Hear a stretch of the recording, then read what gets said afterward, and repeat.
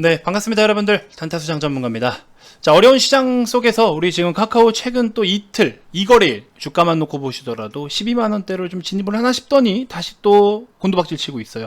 11만 3,500원 정도 수준의 오늘 종가 마감을 좀 보였고, 한 10만원에서 11만원 사이에서는 저가 매수 매력은 충분히 있다. 좀 기간적 조정은 거칠 가능성이 좀 있지만 사실 그렇게 길진 않을 것이고, 오히려 좀 갖고 있는 잠재력은 뭐 물론 크기 때문에, 그래서 이런 부분들까지 고려를 한다면 10에서 11만원 사이에서는 조금 저가 매수 매력이 좀 높다. 근데 일단은 지금 전반적인 시장에 대한 분위기나 뭐 국내 대형주들, 또 외국계 창구들의 어떤 외국인들의 자금 이탈, 여러 가지들이 시장에 계속 영향을 주고는 있습니다. 자, 이러면서 대형주들, 여러분들이 그렇게 믿고 그냥 이름만 보고도 투자해도 좋을 삼성전자, 카카오 이런 종목들만 놓고 보더라도 고점 대비 상당히 많이 빠졌기 때문에 진짜 개인 투자분들이 투자하기 정말 힘드실 거예요. 그래서 대형주를 접근하시더라도 이런 식으로 네임밸류만 보고는 접근하면 안 됩니다. 결국에 기업의 어떤 성장성이라든지 성장률이라든지, 그 다음에 그 이익에 대한 모멘텀이 극대화되고 현실화되는 시점들, 최근에 이차전지들이 강세를 보인 게 바로 그런 것들이거든요. 그래서 그런 시기들에 대해서 여러분들이 잘 분석하고 한다면 정말 좋은 어떤 흐름들을 늘 여러분들이 가져갈 수가 있습니다. 물론 최근 시장 굉장히 좀 힘든 시간들은 맞습니다. 하지만 이제 와서 자꾸 뒤를 돌아보면서 힘드니까 이제 떠나가야겠다라는 생각을 하지 마시고요. 힘들지만 잘 버텼다, 이렇게 애써 본인을 위로 좀 해주시면 좋을 것 같습니다. 앞으로는 이제 얼마 안 남았어요. 지금 이제 이런 하락에 대한 부분들, 증시에 자꾸 우리나라 증시에 부담을 줄 만한 내용들 이제 얼마 안 남았습니다. 하나씩 좀 노이즈가 걷어지고 있기 때문에 조금만 더 힘들 내셨으면 좋겠다라고 말씀을 좀 드리고 싶고요.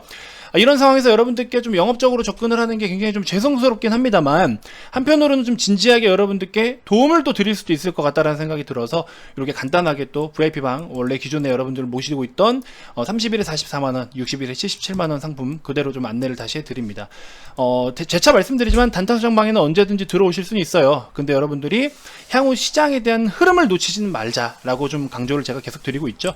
그런 부분들을 고려를 한다면 여러분들은 지금 반드시 또 저와 함께 하셔가지고 역대급의 이런 좋은 시장 흐름을 절대 놓치지 않고 낭비하지 않으셨으면 좋겠다라고 말씀을 좀 드려보고 싶습니다.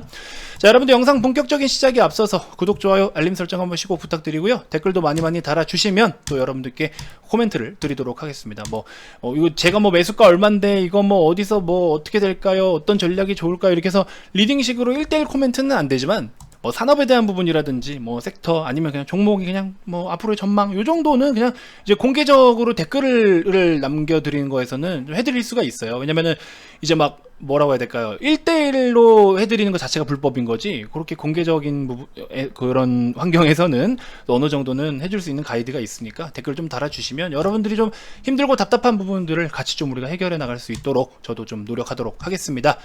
자, 카카오 한번 이야기를 좀 나눠볼게요. 일단은 11월 3일날 카카오페이 상장이 앞두고 있는데, 이걸 과연 모멘텀으로 삼을 수 있겠냐가 조금 키포인트가 될 것 같은데, 사실 우리가 카카오 기준으로 했을 때는요, 과거에 카카오 게임즈나 카카오 뱅크가 상장될 당시에도 상장을 앞두고 주가가 그렇게 크게 움직이진 않았어요. 워낙에 뭐 앞두고 있는 기업들도 많고, 카카오 뱅크 같은 경우에도 이제 4대 금융지주의 시총을 다 합산한 장외에서도 그만큼의 규모를 좀 자랑을 했었고, 여러 가지로 진짜 뭐 이벤트가 굉장히 크다면 클 수 있었는데도 불구하고, 사실은 카카오 기준으로 했을 때 주가가 그런 자회사들 상장에 대한 모멘텀으로 엄청 막 퍼포먼스가 있게 나타난 건 없어요. 이때 당시에도 그것 때문에 올라간 것도 아니고요. 그래서 그런 부분들을 고려를 한다면 사실상 카카오페이로 인해서 카카오가 움직일 수 있는 것도 제가 봤을 때는 좀 영향을 끼칠 수 있는 게 좀 적다라고 저는 좀 미리 말씀을 좀 드리고 싶어요. 근데 이제 우리가 앞으로 좀 카카오 계열사들에 대해서 좀 잠재력이 있다라고 평가를 하는 건 뭐냐면, 역시나 카카오톡에 대한 어떤 그 중심 부분인 거죠. 여러분들도 지금 유튜브를 통해서 단타수장 영상을 시청하고 계시지만, 유튜브보다도 한국인이 가장 많이 사용하는 앱이 당연히 카카오톡이 1등입니다. 그래서 보시면은 월간 사용 이런 흐름들도 놓고 보시면은 점점 국내도 어떤 사용 빈도가 높아지고 있는 추세를 계속 유지하고 있고, 그래서 우리가 카카오톡을 기반으로 해서 시너지 효과를 낼 수 있는 기타 다른 기업들이나 플랫폼들이 굉장히 많아요. 그래서 뭐 정부에서 이번에 플랫폼 뭐 독점 규제 관련해 가지고 이야기를 떠들고, 뭐 골목 상권이니 뭐니 자영업자니 뭐니 해서 막 그런 이야기를 떠들었지만, 결국에 그럼에도 불구하고 카카오톡이라는 것 자체만으로도 계속된 성장이 일어나고 있고, 카카오톡에서도 톡비즈를 포함 선물하기라든지 등등 이런 것들로부터 매출이 발생을 하고 있고, 플랫폼 기업들의 매력이 뭐냐면은 이렇게 사람이 몰리면 몰릴수록 굉장히 돈이 된다라는 거죠. 쉽게 말해서 제조업들은 생산이 정해진 범위 내에서만 생산을 할 수가 있잖아요. 예를 들어서 뭐 반도체를 만들어내는 회사야. 근데 한 달에 한 달 너무 기네. 한 달로 할까요? 한 달에 예를 들어서 뭐 한 10만 개를 생산할 수 있는 수준이야. 공장이 로스 없이 진짜 풀로다가 라인을 돌려가지고 생산을 했을 때 10만 개라고 쳐볼게요. 근데 맥스 10만 개의 캐파라고 하더라도 10만 개의 캐파라도 결국에 이게 다 이렇게는 안 되잖아요. 중간에 뭐 정비를 좀 할 수도 있을 것이고, 시간당 얼마를 뽑아내고 얼마를 생산한다라고 해도 이 맥시멈만큼 생산을 진짜 제대로 할 수 있는 제조업은 거의 없습니다. 그러면은 어쨌든 캐파라는 건 정해져 있고 10만 개 곱하기 현재 지금 취급하고 있는 가격대가 얼마냐, 그게 결국 매출이고 그에 따른 이익이고, 이렇게 딱딱 장부상 계산이 그냥 딱딱딱딱 돼버려요. 근데 플랫폼 기업들은 사람이 몰리는 건데, 그 사람이 돈 많은 사람인지 돈 적은 사람인지 또 어떤 업무를 보려고 이 플랫폼을 이용하는지 몰라요. 똑같은 플랫폼이어도 똑같은 사람이 붙더라도 어떤 사람이 붙냐가 어떤 사람이 이용하냐에 따라서 다 틀린 거고, 그쵸?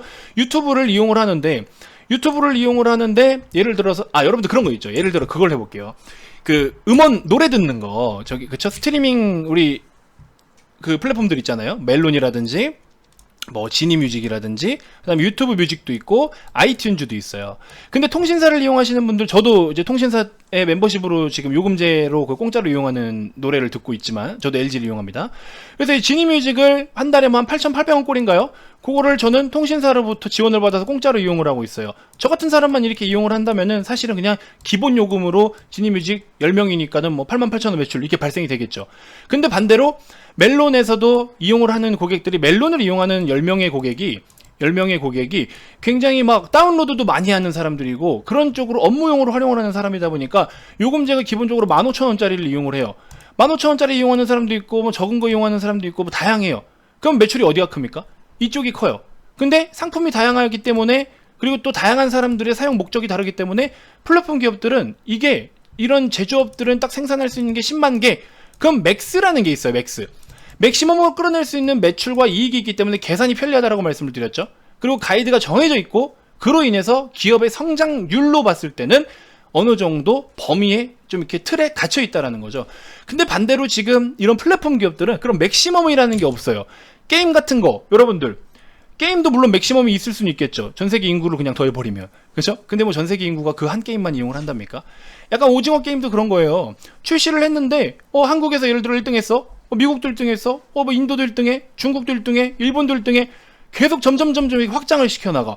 그러면 그걸로 인해서 벌어들일 수 있는 돈이 무궁무진한 거죠. 그죠? 그러다가 결국에 전 세계 80개국 이상에서 1위를 싹 쓸어버렸지만, 이런 것들, 이랬을 때 주가가 그렇게 막 급등을 보이는 게 타당한 거예요.